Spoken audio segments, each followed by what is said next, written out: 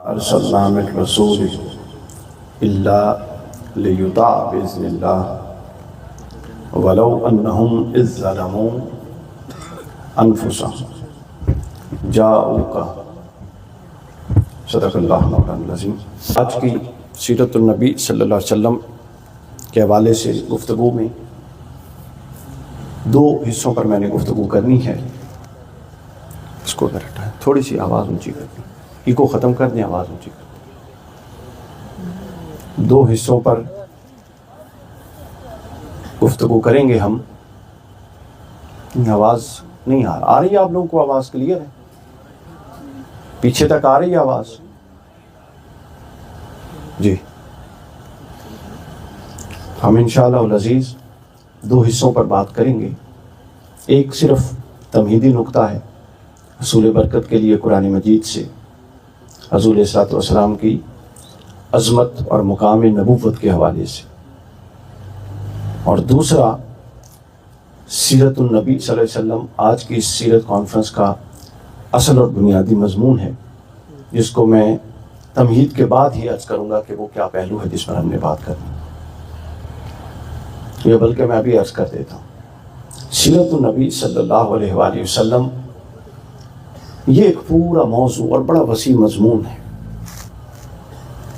تو جس چیز کو ہم حضور علیہ السلام کی سیرت سے تعبیر کرتے ہیں، آپ کی حیات مبارکہ سے تعبیر کرتے ہیں، آپ کی تعلیمات سے تعبیر کرتے ہیں، وہ کیا بیک عام بن گئی؟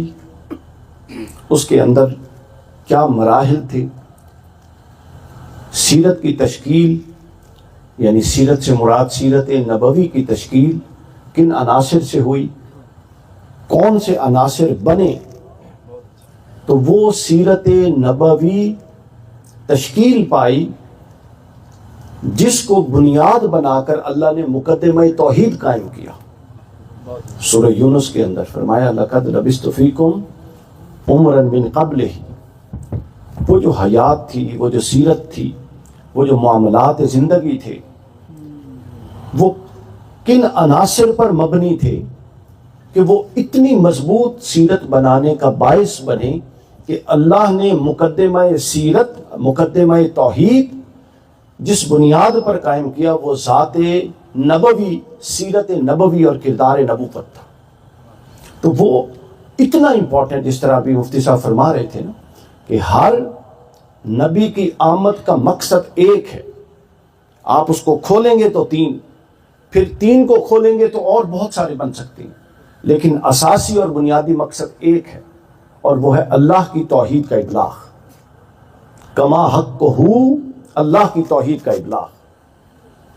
تو گویا مقدمہ توحید اتنا اہم ہے کہ اس پر نجات، جنت اور جہنم کا معاملہ طے ہو رہا ہے، اور اس کو معاشرے میں قبول کروانے کے لیے اللہ جو دلیل پیش کر رہا ہے، اور یہ نص قرآنی سے، محض کوئی روایتی بات نہیں ہے جس پر کوئی اعتراض کر سکے، وہ چیز جس پر یہ مقدمہ توحید قائم ہونا ہے وہ سیرت نبوی اور ذات نبوت ہے۔ یہ بڑا اہم نقطہ ہے، اس کو پلے باندھیے، آج کی گفتگو کا یہ اساسی پہلو کہ وہ کیا سیرت ہوگی کہ اللہ کہہ رہا ہے کہ اگر یہ 40 سال ابھی اعلان نبوت سے پہلے یہ شخصیت تم میں گزار چکی ہے، اس نے شادیاں بھی کی ہیں تم میں، اس نے تم میں کاروبار بھی کیا ہے، اس نے امپورٹ ایکسپورٹ بھی کی ہے، اپنے ملک سے باہر بھی یہ کاروبار کرنے گئے ہیں، اس نے قرض لیا بھی ہے اور قرض دیا بھی ہے، اس کے ساتھ غصے کے معاملات بھی لوگوں کے ہوئے ہیں اور پیار و محبت کے معاملات بھی ہوئے ہیں۔ یعنی ایک انسان انسانی سطح پر جتنے معاملات میں اس کو درپیش ہو سکتے ہیں، یہ ان تمام معاملات سے نبرد آزما ہوئے ہیں، اور یہ سب کچھ ہونے کے بعد ان کی زندگی کی شفافیت اور کلیئرٹی کا یہ عالم ہے کہ میں اپنا مقدمہ توحید ان کی سیرت پر رکھ رہا ہوں، اور سیرت بھی وہ جو اعلان نبوت سے پہلے ہے، بعد کی نہیں، تاکہ اس کے اندر اگر کسی کو کوئی اعتراض ہوتا تو وہ اللہ کی بارگاہ میں اعتراض ہو پہنچ جاتا نا کہ باری تعالیٰ تو یہ کہتا ہے کہ یہ 40 سال دیکھو اور عقل نہیں رکھتے، عقل سے فیصلہ کرو، کہ اگر اللہ اپنے بندے کو اتنی حفاظت سے چلا رہا ہے تو وہ کسی مقصد کے لیے چلا رہا تھا نا. وہ مقصد یہ تھا کہ اس کے ذریعے پھر ابلاغ توحید ہو جائے. تو ہم دوسرے حصے میں بات کریں گے یہ جو سیرت ہے جس کی یہ سگنیفیکنس ہے دین میں, وہ سیرت کن عناصر سے مل کے بنتی. وہ 15 عناصر.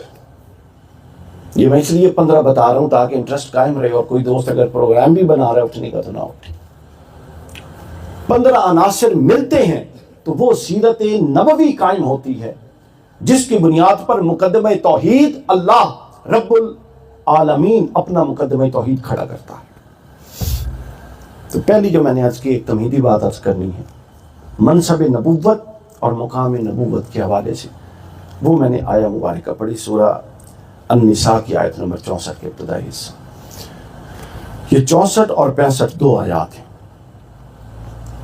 وَيُسَلِّمُ تَسْلِيمًا تک ان میں حضور علیہ الصلوۃ والسلام کی شان اور عظمت بڑے ایک غیر معمولی انداز میں بیان ہوئی, اور منصب نبوت کے 3 پہلو اس آیت ان 2 آیات کے اندر بیان ہوئے. بولیے کتنے پہلو؟ 3 پہلو, اور بڑے ہی شاندار پہلو. یعنی ان پہلوؤں کا جب میں عرض کروں گا آپ سمجھ جائیں گے کہ جو آگے میں نے 15 پہلو کھولنے ہیں سیرت کے, وہ ان 3 میں اجمالی طور پہ آ جاتے ہیں. پہلی چیز اللہ نے فرمایا وَمَا أَرْسَلْنَا مِن رَسُولٍ إِلَّا لِيُطَاعَ بِإِذْنِ. پہلی چیز ہے اطاعت. کیا ہے؟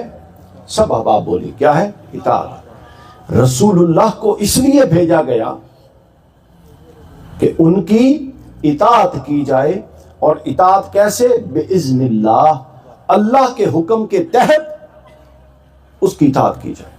تو اصلاً تو اطاعت صرف اللہ کی مطلوب ہے, جس طرح اصلاً ابلاغ صرف توحید کا مطلوب ہے.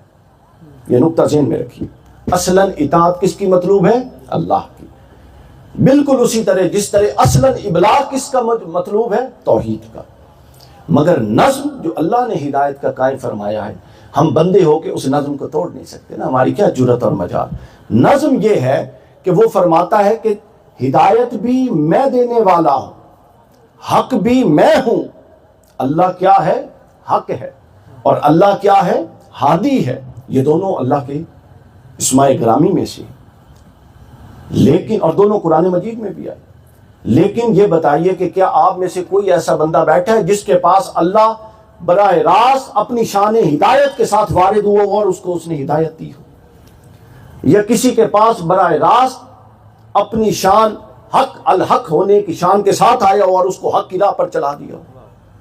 نہیں. جس طرح اللہ کو ایک ماننا ضروری ہے, اسی طرح اللہ تک پہنچنے کے لیے جو ٹریک اللہ نے ڈیسائیڈ کیا ہے اس ٹریک کو بھی اپنانا ضروری ہے. اللہ فرماتا ہے کہ بِإِذْنِ اللہ. اب وہ کہتا ہے کہ حق تو میں ہوں, مولا ہم تجھ تک پہنچنا چاہتے ہیں, چونکہ تو حق ہے تو بتا کیسے پہنچے. تو اللہ نے فرمایا حق میں ہوں, لیکن میں نے ایک معیار حق تمہیں دے دیا ہے, اور وہ ذات نبوت ہے. حق تو اللہ ہے مگر معیار حق حضرت محمد رسول اللہ ہے. یعنی اللہ کو اب کیا پسند ہے اور کیا ناپسند ہے, اللہ کی اب کیا ہدایت ہے اور کیا اللہ تعالیٰ کی دی ہوئی ہدایت نہیں ہے, اللہ کے نزدیک کیا گمراہی ہے اور اللہ کے نزدیک کیا ہدایت ہے. اس کا اب فیصلہ جو مطلقاً زبان نبوت سے ہوگا وہی فیصلہ اللہ کا تصور ہوگا. علامہ ابن تیمیہ نے الصارم المسلول میں اس آیت پر بحث کرتے ہوئے فرمایا کہ عند العلماء اہل سنہ, علماء اہل سنت کے نزدیک یہ بات جائز ہی نہیں, یعنی اس کی گنجائش ہی نہیں کہ کوئی اطاعت کے مابین اللہ اور اس کے رسول میں فرق کرے. اطاعت رسول کی ہوتی ہے لیکن کہلائی اللہ کی جاتی ہے. اطاعت کس کی ہوتی ہے؟ رسول کی. نافرمانی رسول کی ہوتی ہے لیکن کہیں اللہ کی جاتی ہے. فرما برداری رسول کی ہوتی ہے لیکن کہیں اللہ کی جاتی ہے. محبت رسول سے ہوتی ہے مگر کہیں اللہ کی جاتی ہے. تو جو عرب مشرکین تھے جن کو ہم کافر کہتے ہیں, بے دین کہتے ہیں, انہوں نے کیا اللہ سے اعلان جنگ کیا تھا؟ نہیں, انہوں نے رسول سے اعلان جنگ کیا تھا. تو گویا رسول سے اعلان جنگ کرنا ایمانہ اللہ سے اعلان جنگ کرنا قرار پا گیا, اور وہ سب کافر و مشرک ہو گئے. تو یہ ہے پہلا نقطہ کہ اطاعت رسول اللہ صلی اللہ علیہ وسلم کی ہوگی. اچھا، اب جب آپ اطاعت کی بات کرتے ہیں تو فوراً اگلا پہلو کیا ذہن میں آتا ہے؟ نافرمانی کا، عدم اطاعت ہے نا، کہ اب کوئی شخص اطاعت کی راہ پر چل پڑا ہے، مسلمان ہے، ظاہراً مسلمان ہے، اطاعت فرما برداری تقویٰ اور اس کے حصول کے مراحل ہیں، اور اگر کوئی بالفرض اطاعت کی راہ سے تھوڑا ہٹ جاتا ہے اور عدم اطاعت کی طرف چلا جاتا ہے تو اب اس کے پاس کیا صورت ہے؟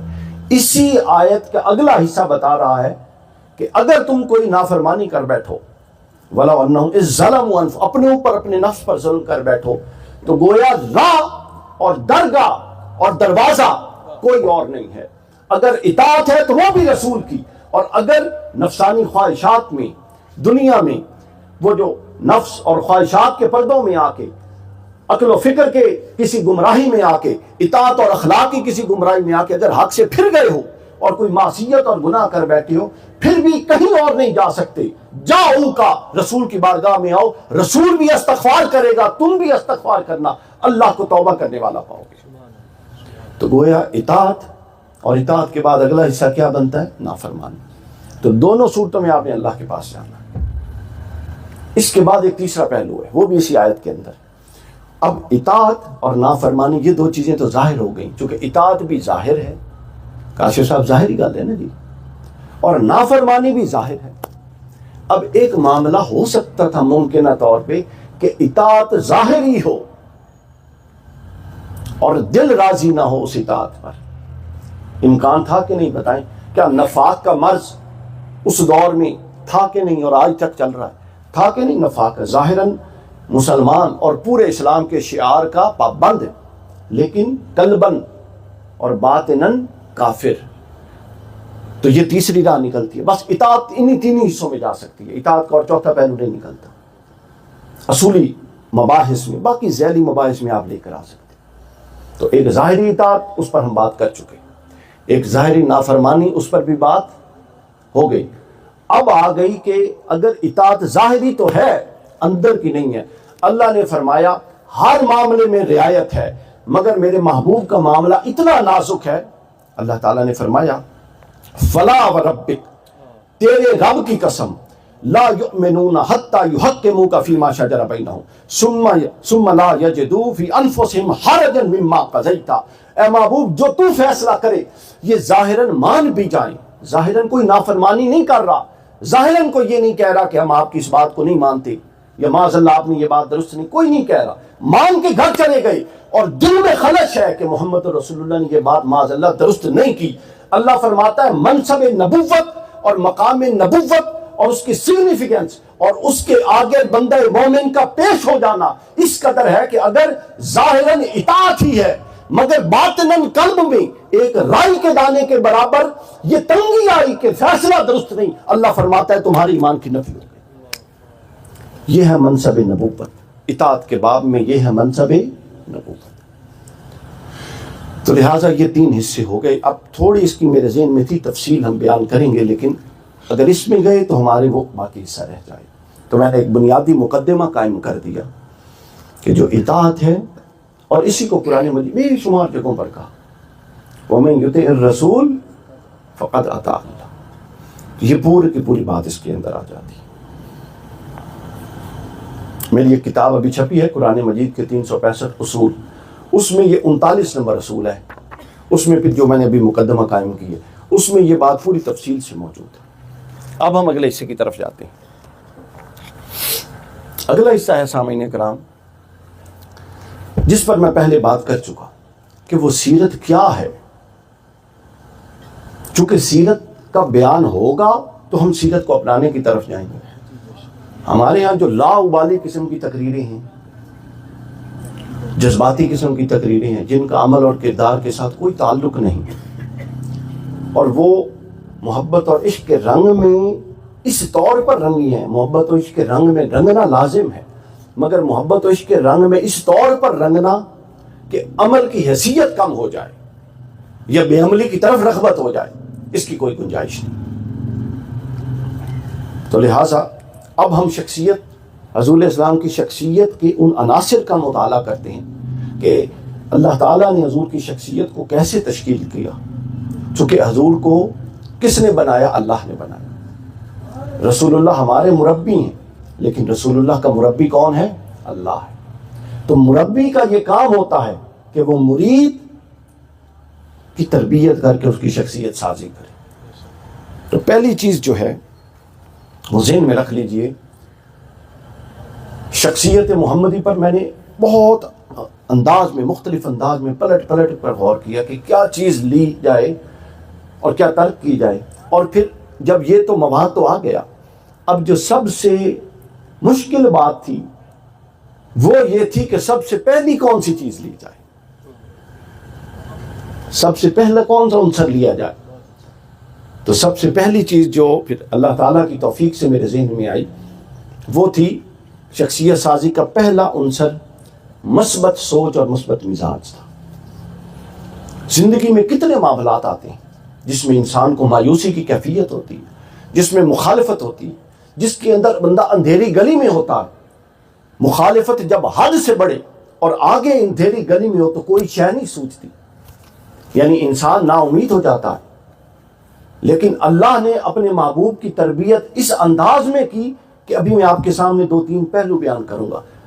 सबसे मुश्किल वक्त में और अंधेरी से अंधेरी गली में जब रसूलुल्लाह अपने मुआशरे में और तबलीगी काम के दौरान पहुंचे तो अल्लाह ताला ने उस मुश्किल का एक ऐसा पहलू सामने लाके खड़ा किया कि फरमाया कि महबूब इसको छोड़िए, ये तो मुश्किल का पहलू है, इस मुश्किल के अंदर से हम ये खैर और पहलू, आसानी का पहलू निकालने वाले हैं। यानी कहीं नेगेटिविटी, कहीं मायूसी, कहीं डिप्रेशन सीरत नबी में नजर नहीं आता, हर अंधेरे से रोशनी निकल रही। ये अल्लाह ताला ने कुरान की आयतों में बयान किया। इस पर यह सीरत का जो आज हम बयान करेंगे, इस पर बाद में छोटा रिसाला किताब भी आ जाएगा। तो सबसे पहली चीज़ हजूर की ज़िंदगी में, मक्की ज़िंदगी को देखें, मुश्किलात जो हैं आखिरी दर्जे पर जब पहुँच गई तो सूरह अल इंशिराह में अल्लाह ने क्या फरमाया, उसूल बयान कर दिया। अल्लाह ने फरमाया कि महबूब हर मुश्किल के साथ एक आसानी है। सूरह अलम नशरा में है बयान करें, अलम नशरा लका सदरक व वदअना अन्का विज़रक अल्लज़ी अनक़ज़ ज़हरक व रफ़अना लका ज़िक्रक फ़इन्न मअल उसरि युस्रन इन्न मअल उसरि युस्रा फ़इन्न मअल उसरि युस्रन, फिर ताकीद की इन्न मअल उसरि युस्रा। असल का फायदा है महबूब यकीन बिल यकीन, इन मुश्किलात, इन बोझ, ये जो आपकी कमर को बोझ झुकाए जा रहे हैं ये अपनी जगह, मगर ये बात ज़हन में रखिए और अपनी तवज्जो इस तरफ रखिए कि हर मुश्किल के बाद आसानी है। लिहाजा तवज्जो इस मुश्किल पर नहीं, मुश्किल से गुजरने की कीजिए और आगे आसानी खड़ी हुई है आपकी मुंतज़िर। कैसे मुस्बतियत और पॉजिटिविटी की तरफ मुतवज्जे किया गया एक ऐसी हालत में जो कि इंसान मजबूर हो जाता है मनफी सोचने। मनफी कहिए यानी फित बतौर इंसान मैं कह रहा हूँ, मनफी का लफ्ज़ हजूर की शान के लायक नहीं, बतौर इंसान चूँकि हमने हर पहलू अपनी ज़ात पर मुंतबिक करना है और अपनी ज़ात के हवाले से उसमें से रहनुमाई ले, तो इंसान हम जब मायूस हो जाते हैं तो अल्लाह क्या फरमाता है, उसूल ये है कि हर मायूसी के अंदर से आसानी निकलने वाली है।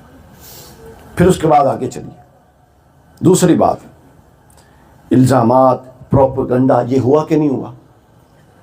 इब्न हिशाम ने लिखा है सीरत में कि जब हजूर इस्लाम की आदत है मुबारक थी, हज के दिनों में जब कबाइल आते और खैमे लगते तो हर खैमे में बनफ़्स नफीस दावत के लिए तशरीफ़ ले जाते। तो 1-2 साल जब ये उन्होंने नोटिस किया तो फिर अरब के मुशरिकीन ने उन रस्तों पर जिनसे वो लोग आते थे मक्का में हज करने के लिए, लोग बिठा दिए और हर कोई आने से पहले हजूर के बारे में सुन के आता था। वो बताते थे कि फ़लाँ जादूगर रहता है, माज़अल्लाह, फ़लाँ नाम है, वो तुम्हारे रिश्तों को तुम्हारे जुदा कर देगा, भाई भाई में तफरीक करवा देगा, उसके पास ना जाना।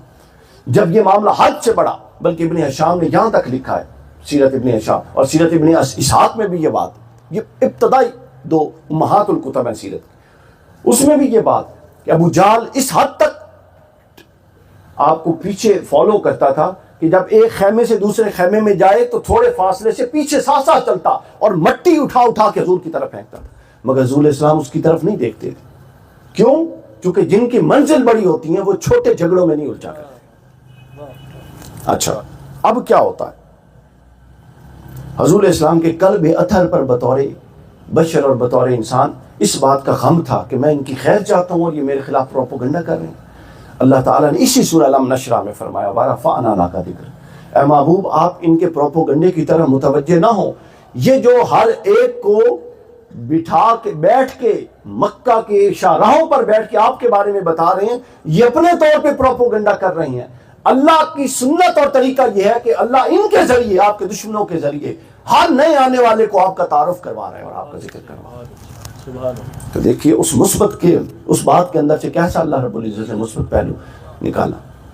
یہ ذہن سازی ہو رہی تھی۔ پھر اس کے بعد آگے چلی، 13 سال مسلمان مکہ میں اقلیت کی حفاظت کی صورت میں رہے، کم طبقہ، یعنی اجتماعیت بڑی نہیں تھی ابھی مسلمانوں کی، تقریباً 13 سال تو مکہ میں، اور مدینہ آ کے بھی ابتدائی 5 سال یہی حالات رہے۔ اب جد و جہد کے بعد انسان، عام انسان کی تو ظاہر ایک لمٹ ہوتی ہے نا جی، اس کے بعد انسان اپنے آپ میں تھوڑا ڈپریشن کی طرف چلا جاتا ہے کہ کامیابی نہیں ہو رہی۔ تو جب ایک طویل عرصہ مسلمان اس اقلیت کی کیفیت میں رہے اور رسول اسلام کی قلب اتھر پر یہ بات بوجھ بن رہی تھی کہ مسلمان اکثریت میں نہیں آ رہے، لوگ ایمان قبول نہیں کر رہے، اور لوگ اس معاملے میں ابھی بہت پیچھے ہیں، اللہ رب العزت نے اس پہلو کے اندر سے نیا خیر کا پہلو بیان کیا، اور قرآن مجید کی آیت نازل، یہ سب آیات بیان کر رہا ہوں میں، ابھی روایات پر نہیں آیا، قرآن مجید کی آیت نازل کر دی سورہ بقرہ کے اندر، فرمایا اے محبوب ہماری سنت یہ ہے کہ ہم کئی بار فئہ قلیلہ کو فئہ کثیرہ پر حاوی کر دیتے ہیں۔ آپ اس طرف کیوں توجہ فرماتے ہیں کہ لوگ تھوڑے ہیں؟ یہ میری سنت ہے، میں نے ماضی میں بھی ایسا کیا، مستقبل میں بھی کروں گا کہ میں چھوٹے گروہ کو بڑے گروہ پر غالب کر دیتا ہوں۔ پھر اس کے بعد فرمایا چوتھا پہلو، احد میں جب شکست ہوئی، ظاہراً شکست ہو گئی نا، جب حضرت خالد بن ولید اس وقت تک اسلام قبول نہیں کیا تھا، مسلمان سپہ سالاروں نے غلطی کی تو وہ پیچھے سے پلٹ کر آئے، انہوں نے حملہ کیا۔ احد میں 70 مسلمان شہید ہوئے اور بدر میں 70 کفار شہید ہوئے تھے۔ بدر میں جو ایک زور پڑا تھا، احد میں آ کے وہ زور ٹوٹ گیا مسلمانوں کا، وہ ہوا اکھڑ گئی۔ تو حضور کے قلب اتھر پر اس بات کا بوجھ تھا، تو حضور علیہ الصلوۃ والسلام کے اس بوجھ کو ختم کرنے اور ہمارے لیے سنت بنانے کے ہمیشہ مثبت پہلو کو دیکھو، اللہ تعالیٰ نے سورہ عمران، آل عمران کی آیت نمبر 140 نازل فرمائی اور فرمایا کہ محبوب یہ جو آپ کے توجہ اس طرف ہے کہ احد میں مسلمانوں کو نقصان ہوا، بدر میں ہم نے کفار کو نقصان پہنچایا، اب مسلمانوں کو، ہم دنوں کو بدلتے رہتے ہیں، لہٰذا یہ مت سمجھیے کہ یہ نقصان ہمیشہ کا رہے گا، اب دن بدلیں گے اور پھر مسلمان فاتح ہوں گے، پھر مسلمان فاتح ہوں۔ پھر صلح حدیبیہ دیکھیے، انتہائی کمزور شرائط پر مسلمان جب صلح کر رہے تھے تو کیا معاملہ بنا؟ حضرت عمر فاروق رضی اللہ تعالیٰ عنہ جیسا بندہ حضور کی بارگاہ میں کہتے ہیں کیا ہم حق پر نہیں ہیں؟ اگر حق پر ہیں تو اتنی کمزور شرائط پہ صلح کیا مطلب بنتا ہے؟ حضور اسلام خاموش رہے۔ اب بار بار جب کئی اینگل سے یہ چیز آ رہی تھی تو ظاہر ہے انسان سوچتا تو ہے نا، لیکن کیا ہوا؟ اللہ رب العزت نے فرمایا محبوب یہ جو ظاہراً کمزور شرائط پہ جا رہے ہیں یہ تو کھلی فتح ہے آپ کے لیے، بس وہی نازل ہو گئی تو پھر یقین کی کیا صورتحال ہو سکتی؟ تو گویا پہلی چیز جو سیرت نبوی کی جس پر بنیاد ہے، جو ہر شے اس کے بعد ثانوی درجہ رکھتی ہے، وہ مثبت سوچ ہے، وہ پرعزم ہونا ہے، وہ بڑے بڑے مایوس حالات میں مستقبل پر امید مستقبل دیکھنا ہے، وہ منفی رویوں کو مثبت طریقے سے ٹالنا اور مثبت طریقے سے جواب دینا، یہ بنیاد ہے سیرت کی۔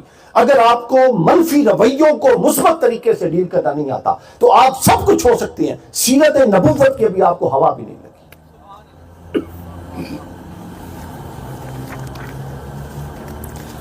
وقت کو مد نظر رکھتے ہوئے میری خواہش ہے کہ ہم اس کو تھوڑا کٹ شارٹ کر لیں گے، لیکن کریں گے 15 کے 15 تاکہ موضوع مکمل ہو جائے۔ دوسرا حصہ ہے جو شخصیت سازی کا دوسرا عنصر ہمارے لیے اور رسول اللہ کی تعمیر شخصیت میں جو اللہ رب العزت فرمائی، اس میں دوسری چیز توکل ہے، اللہ پر اعتماد، غیر متزلزل توکل۔ اس کی صرف ایک مثال، غیر متزلزل توکل۔ غار ثور کا واقعہ آپ لوگوں نے پڑھا ہوا ہے کہ حضرت ابوبکر صدیق رضی اللہ تعالیٰ عنہ اور رسول اسلام غار ثور میں تھے اور 3 دن تک روایات میں قیام فرمایا۔ اور جب آپ مکہ سے نکلے تو مکہ والے ظاہر خاموش اور سکون سے تو نہیں بیٹھے تھے نا، انہوں نے تو پیچھے سے فالو اپ شروع کر دیا تھا، ٹریس کروانا شروع کر دیا تھا۔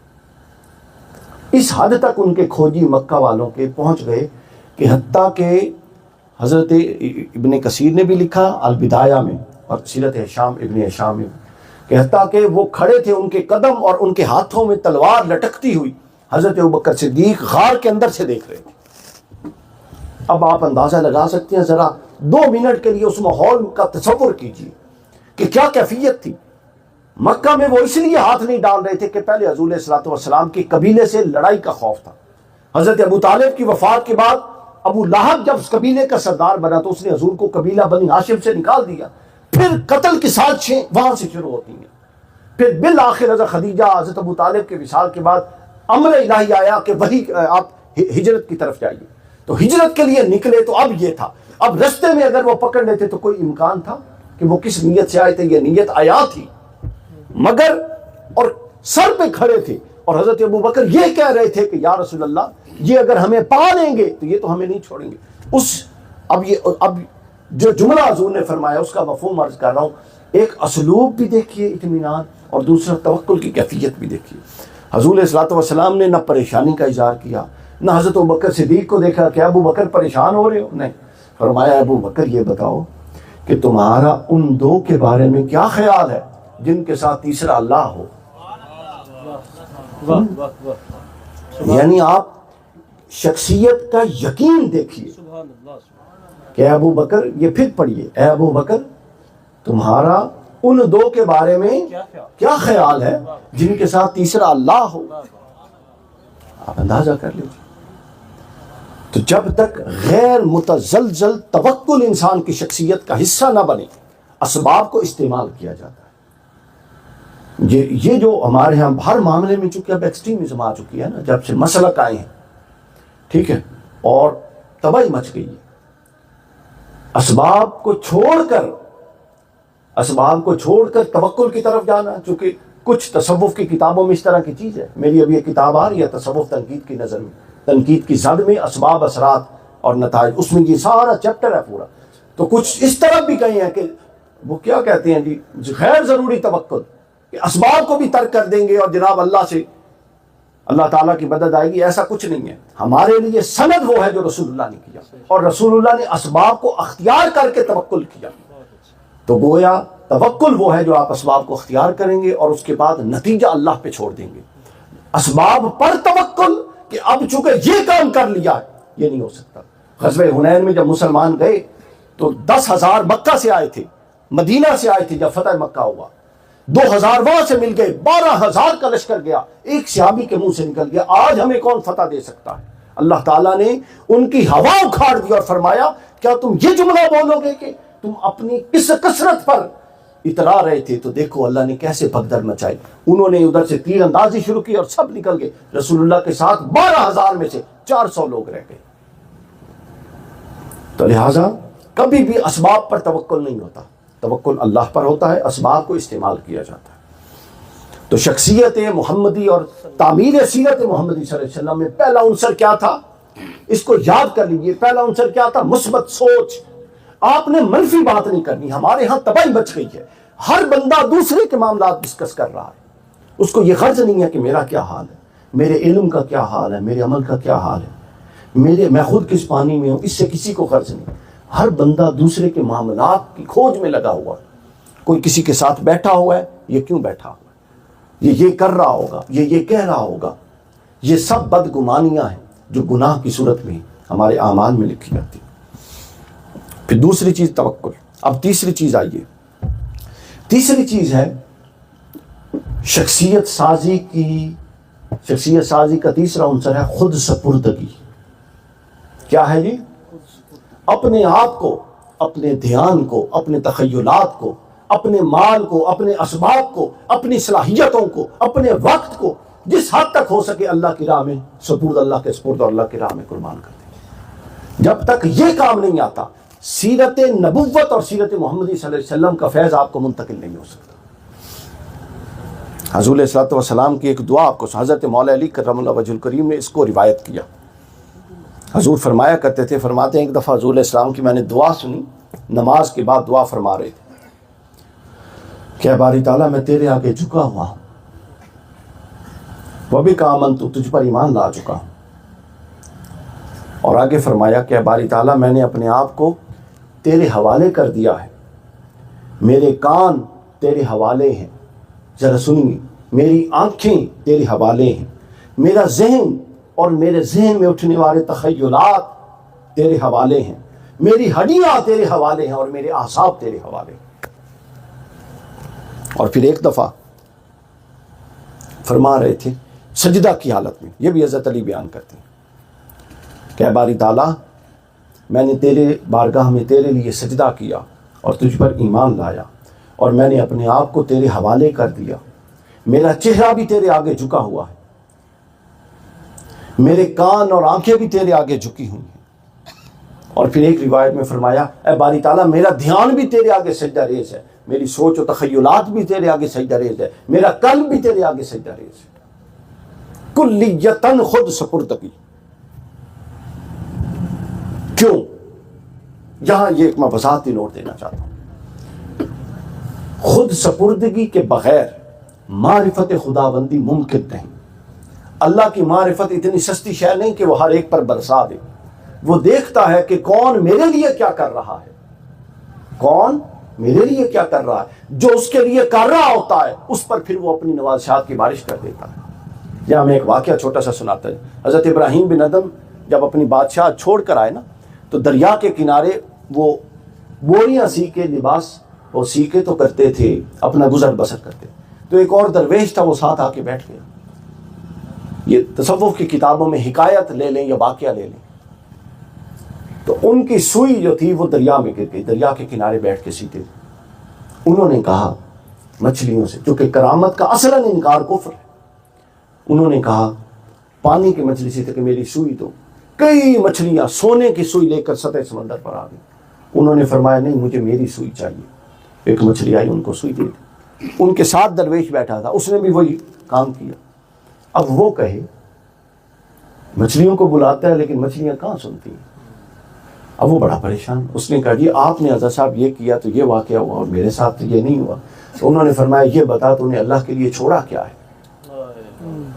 میں تو اللہ کے لیے تخت بھی چھوڑ کے آیا، میرا باپ بادشاہ تھا اور مجھے وراثت میں وہ بادشاہی ملنی تھی، میں تو اللہ کے لیے ریشم کے وہ نرم بستر چھوڑ کے آیا، میں تو اللہ کے لیے عیش و آرام ترک کر کے آیا۔ تو اللہ کی معرفت اور اللہ کی ہدایت اور اللہ کا علم نور ہے جو، یہ اتنی سستی شے نہیں ہے کہ وہ ہر ایک کو دے دے، وہ اس کی شان کے خلاف ہے لفظ، لیکن میں بول رہا ہوں یعنی اللہ رب العزت سب داناؤں سے بڑا دانا ہے، وہ جانتا ہے کہ کون سی چیز کس محل میں رکھنے کے قابل ہے۔ جو دل اور جو دماغ اس قابل ہو اور وہ جانتا ہو کہ اس نے حق ادا کر دیا، وہ پھر اس کو عطا کرتا ہے۔ تو لہٰذا معرفت خود سپردگی کے بغیر دروازہ نہیں کھلتا، اور جب معرفت جب تک حاصل نہ ہو دین کا آگے ابلاغ اور وہ چیزیں بے برکت رہتی۔ پھر اس کے بعد چوتھا عنصر شخصیت کا وہ ہے ہدایت کی تڑپ۔ ہدایت کی تڑپ، اپنی ہدایت کی طرف تو بہرحال ہوتی ہے، ان کی ہدایت کی طرف جو آپ کے بدترین مخالف ہیں، جو آپ کی جان کے پیاسے ہیں، جو آپ کے خون کے پیاسے ہیں۔ یہاں اگر کسی کے ساتھ آپ کی دشمنی ہے، بنتی نہیں ہے، اور اس کی تکلیف پر، اس کی مصیبت پر اور اس کے کسی مصائب میں مشکل میں گرفتار ہونے پر آپ کی طبیعت میں ملاحت اور فرحت کے جذبات اٹھتے ہیں کہ دیکھیں کیسا پھنس گیا ہے، تو آپ نمازی، حاجی، داڑھی، ٹوپی سب کچھ ہو سکتی ہے، مگر آپ کو سیرت محمدی کا کوئی ابھی تک فیض کا 1% بھی نہیں ملا ہوا، کیونکہ حضور تو ہر ایک کی خیر کے لیے تڑپتے تھے، حتیٰ کہ قرآن نے بار بار کہا کہ محبوب یہ اگر ایمان نہیں لائے تو کیا آپ اپنی جان کو گھلا دیں گے اس غم میں کہ یہ ایمان نہیں لا رہے۔ اور وہ کون تھے؟ وہ تھے جو جان کے پیاسے تھے، وہ تھے جنہوں نے گھر سے نکال دیا، وہ تھے جو قبیلے سے نکالنے والے تھے، اور وہ تھے جو اس داؤ پر تھے کہ کہیں موقع ملے تو معاذ اللہ آپ کو قتل ہی کر دی۔ ان کے لیے یہ ہدایت طلب۔ اقبال نے اس لیے کہا تھا یہ شہادت گہ الفت میں قدم رکھنا ہے۔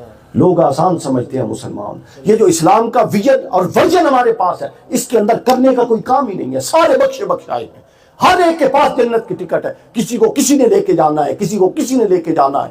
رسول اللہ کی جو تعلیمات ہیں اور حضور علیہ الصلوۃ والسلام نے جس منہج پر اپنی زندگی گزاری اور جو قرآن کی تعلیمات ہیں, ان میں اس بات کی کوئی گنجائش نہیں.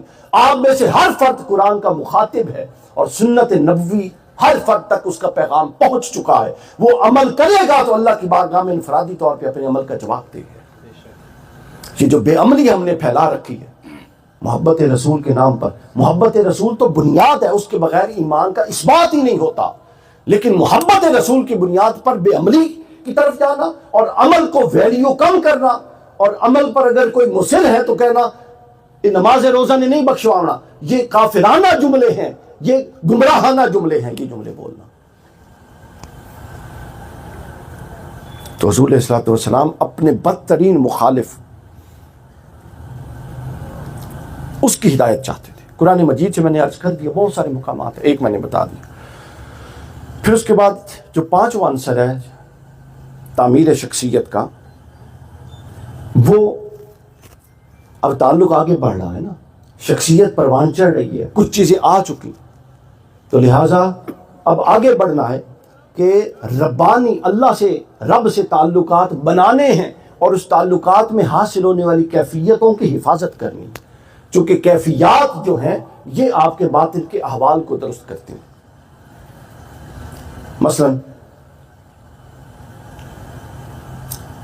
ایک حدیث پاک میں, مشکات میں بھی ہے, ترمذی میں ہے, مسند احمد میں, حضور نے فرمایا کہ اللہ نے مجھے یہ پیشکش کی کہ محبوب اگر آپ چاہیں تو میں مکہ کی وادی کو سونے کا بنا دیتا ہوں.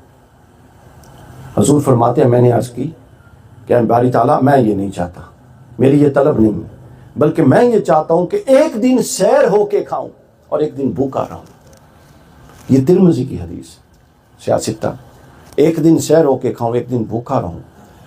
آگے فرمایا پھر جب مجھے بھوک لگے تو میں آہو زاری میں تجھے پکاروں, اور جب میں شکم سیر ہو کے کھاؤں تو میں تیرا شکر ادا کروں, تاکہ تنگ دستی کی جو کیفیت ہے وہ بھی مجھ پر آئے اور اس کیفیت کے ذریعے بھی میں تجھ تک پہنچوں, اور فراغی کی جو کیفیت ہے وہ بھی مجھ پر آئے اور اس کیفیت کے ذریعے بھی میں تجھ تک پہنچوں. یعنی ہر کیفیت, ہم صرف اچھی کیفیات کو چاہتے ہیں, ہر کیفیت کے اندر ایک اپنا لطف اور اپنا خیر ہے. تو لہٰذا ان کیفیات کا حصول اور پھر ان کیفیات کے ذریعے اپنی باطنی زندگی کی ترقی, اپنی روحانی زندگی کی ترقی, اپنی انٹلیکچوئل لائف کو آگے بڑھانا اور ان کو اللہ کی طرف سے سمجھنا, اور ان کے ذریعے صبر کی کیفیت ہو یا شکر کی کیفیت ہو, دونوں کو اللہ کی طرف سے سمجھنا, یہ پھر شخصیت کے اندر ٹھہراؤ, سنجیدگی اور متانت پیدا کرتی. آج کے دور میں مذہبی طبقہ میں سنجیدہ شخصیات کی ضرورت ہے. جذباتی لوگ اے ٹی ایم مشینہ توڑ دیں, ٹائر جلا دیں, یہ کر دیں, اس سے کیا ہو رہا ہے؟ اسلام کا امپریشن ہی پورا کا پورا تباہ ہو گیا. تو پرامن اور سنجیدہ اور مثبت لوگوں کی ضرورت ہے. پھر اس کے بعد چھٹا عنصر وہ ہے بے خوفی. کیا ہے بے خوفی؟ بزدل بندہ کبھی بھی فیض نبوت نہیں پا سکتا. حضور علیہ الصلوۃ والسلام کی میں ایک مثال دوں, یہ غزوہ احزاب میں واقع آیا ہے. حنین کا جب غزوہ تھا, یہ بڑا آخری غزوات میں تھا حنین, اور بڑے خطرناک تھا. مسلمان کثیر تھے لیکن ایک دفعہ ہوا اکھڑ گئی تھی اتنی, چونکہ وہ قبیلہ بنو حوازن اور قبیلہ بنو ثقیف, تفصیل کا وقت نہیں ہے, میں بس اشارہ کر, ان دو قبائل سے تھا. یہ دونوں امیر اور تیر اندازی میں عرب میں ان کا کوئی ثانی نہیں ہوا کرتا تھا, اور یہ دونوں طائف کے قبیلے تھے. ان دونوں قبیلوں کی طرف سے ان سے آخری یہ مارکا ہو رہا تھا. اس کے بعد اسلام, عرب پورے میں اسلام کا جھنڈا گڑ گیا. اب جب کیا ہوا کہ 12,000 کے قدم اکھڑ گئے, 400 کے قریب لوگ صرف حضور کے پاس رہ گئے. اب اس میں حضور اسلام کا رد عمل دیکھیے. حضور اپنا وہ جس گھوڑے یا اونٹ پر سوار تھے اس کو میدان جنگ کے میدان سینٹر میں لائے اور آ کے اعلان کیا, فرمایا انا النبی لا کذب, میں اللہ کا نبی ہوں, سن لو اس میں کوئی جھوٹ نہیں. انا ابن عبد المطلب, اور میں عبد المطلب کا بیٹا ہوں. پھر اس کے بعد صحابہ کو بلایا کہ پلٹ آؤ. اس جرت کو دیکھ کے لوگوں نے جب پلٹ کے دیکھا کہ رسول اللہ کھڑے ہیں تو پھر کون جانے کا ارادہ کر سکتا تھا, سارے واپس پلٹ. تو لہٰذا مشکل سے, اچھا اب یہ ذہن میں رکھیے کہ جو آپ کا ہوتا ہے نا شجاعت اس کا ٹیسٹ خاص حالات میں ہوتا ہے، عام حالات میں سارے شجاع ہیں، تو خاص حالات میں جو ٹیسٹ ہوتا ہے وہ پتہ لگتا ہے کہ شجاع کون ہے۔ اور یہ تقوی جو ہے، یہ بھی میں کہا کرتا ہوں، تقوی ہر وقت کا ہر کوئی گناہ گار نہیں ہوتا، وہ خاص کیفیات ہوتی ہیں جو ہم پر بیتتی ہیں، بس ان کیفیات میں جو ضبط کر گیا وہ متقی ہو گیا، اور جو ان کیفیات میں بہ گیا وہ فاسق ہو گیا۔ اگلا چلیے، اس کے بعد ہے 7واں عنصر، وہ ہے راحت طلبی نہیں بلکہ محبوب طلبی۔ ہم راحت بھی تو چاہتے ہیں، آسائشیں چاہتے ہیں، آسانیاں چاہتے ہیں۔ حضور علیہ الصلوۃ والسلام اپنی زندگی میں آسانیاں نہیں چاہتے تھے، یہ ذہن میں رکھ لیں۔ جی میں مختصری فرما رہا ہوں، فکر نہ کریں۔ اچھا، آسانیاں نہیں چاہتے تھے بلکہ محبوب کو چاہتے تھے۔ یہاں میں ایک آپ کو واقعہ سنا دوں۔ حضور علیہ الصلوۃ والسلام نے فرمایا، میں وہ دیکھتا ہوں اے لوگوں جو تم نہیں دیکھتے، وہ سنتا ہوں جو تم نہیں سنتے۔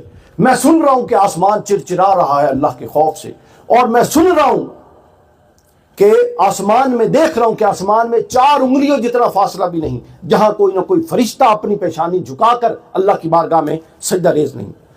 اور فرمایا کہ اگر تم وہ جانتے جو میں جانتا ہوں تو تم کم ہنستے اور زیادہ روتے، اور عورتوں کے ساتھ بستر تمہیں کبھی لذت نہ دیتے اگر تم وہ جانتے جو میں جانتا ہوں۔